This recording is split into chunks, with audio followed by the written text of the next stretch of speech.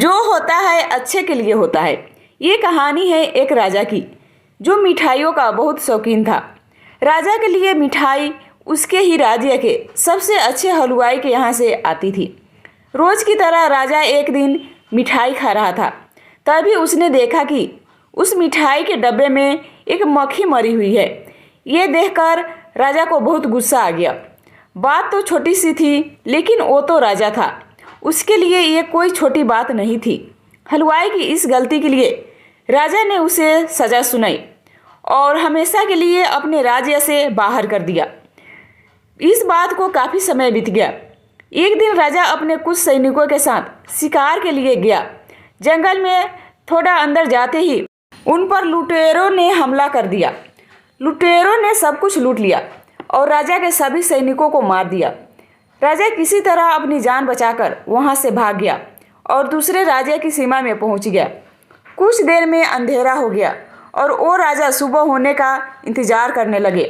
अगले दिन वो राजा उस राज्य के लोगों से मदद मांगने लगे, लेकिन दूसरे राज्य के लोग उसे भिखारी समझकर उसकी तरफ ध्यान भी नहीं दे रहे थे। वो राजा भूखा प्यासा एक जगह पर ही पड़ा रहा। थोड़ी देर बाद एक व्यक्ति उस राजा के पास आया और बोला, महाराज, आप यहाँ इस हालत में कैसे? राजा बोला, कौन हो तुम और मुझे कैसे जानते हो? उस व्यक्ति ने कहा, महाराज, मैं वही हलवाई हूँ जो अक्सर आपके महल में मिठाइयाँ भेजा करता था।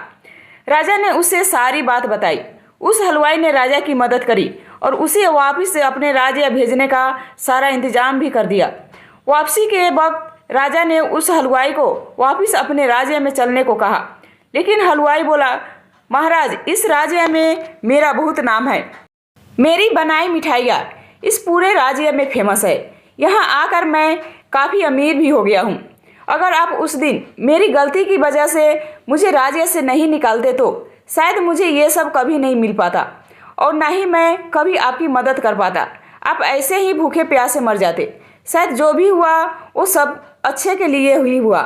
राजा ने उस व्यक्ति का धन्यवाद किया और अपने राज्य की तरफ चला गया।